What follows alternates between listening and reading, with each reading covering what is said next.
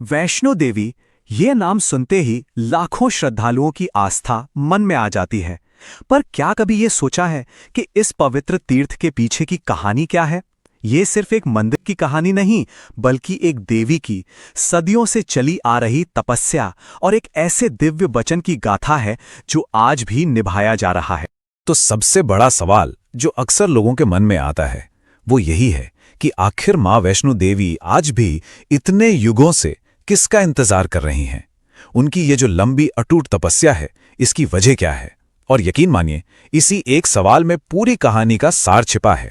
तो इस सवाल का जवाब जानने के लिए हम इस समय में बहुत पीछे जाना होगा, कहानी की एकदम शुरुआत में, क्योंकि उनकी इस प्रतीक्षा को समझने के लिए पहले उनके जन्म और उनके बचपन को समझना जरूरी है।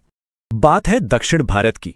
वहां रत्नाकर नाम के एक बहुत ही नेक इंसान थे जिनके घर एक कन्या का जन्म हुआ और उन्होंने उसका नाम रखा त्रिकुटा।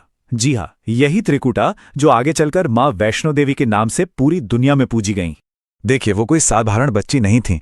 उनका जन्म एक खास मकसद से हुआ था। ऐसा माना जाता है कि वो महाकाली, महालक्ष्मी और महासरस्वती, इन तीनों देवियों की मिलीजुली शक्ति थी। मतलब तीनों की ऊर्जा एक ही स्वरूप में प्रकट हुई थी और मकसद था पूरी मानव जाति का कल्याण करना। और क्योंकि वो भगवान विष्णु के वंश से थी, इसीलिए उन्हें वैष्णवी नाम भी मिला। और यहीं से कहानी में एक ऐसा मोड़ आता है जो सब कुछ बदल देता है। अब हम चलते हैं त्रेता युग में। ये वो समय था जब उनकी किस्मत भगवान श्री राम से जुड़ गई और एक ऐसा वचन दिया गया जिसने इतिहास की दिशा ही बदल दी। तो हुआ ये कि त्रेता युग में त्रिकुटा, जो अब एक युवती थीं, वो भगवान राम की बहुत बड़ी भक्त थीं। उनकी भक्ति इतनी गहरी थी, इतनी सच्ची थी कि उन्होंने श्री राम के सामने उनसे शादी करने की अपनी इच्छा जाहिर कर दी। और बस यही वो पल था जो इस पूरी कहानी का केंद्र बन गया। अब यहां पर भक्ति और धर्म के बीच का एक अद्भुत दृश्य सामने आता है। एक तरफ थी त्रिकुटा की सच्ची भक्ति और विवाह की इच्छा, और दूसरी तरफ थे श्री राम जो अपने वचन से बने हुए थे। उन्होंने त्रिकुटा को बहुत प्यार से समझाया कि देखो, इस अवतार में तो मैंने एक पत्नी व्रत लिया है, मैं सीता के प्रति वफादार हूं, इसलिए मैं तुम्हारा ये प्रस्ताव स्वीकार नहीं कर सकता। पर उन्होंने त्रिकुटा का दिल नहीं तोड़ा।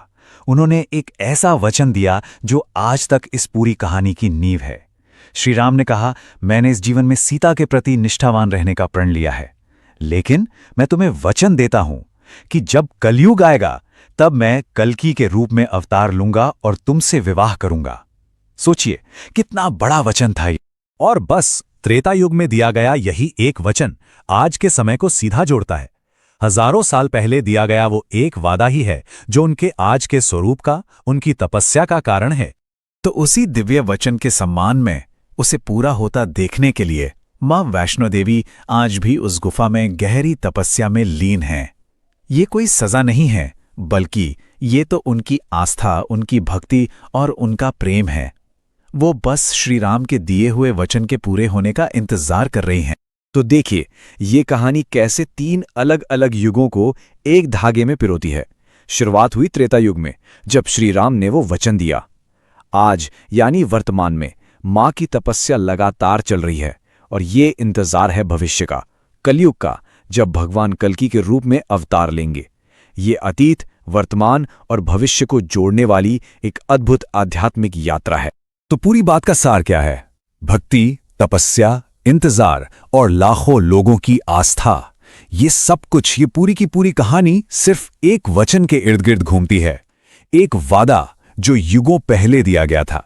तो ये कथा हमें सोचने पर मजबूर करती है ना, कि आखिर आस्था में, विश्वास में और एक दिव्य वचन में कितनी शक्ति हो सकती है। ये सवाल इस कहानी को सिर्फ एक पौराणिक कथा से कहीं ज्यादा गहरा बना देता है।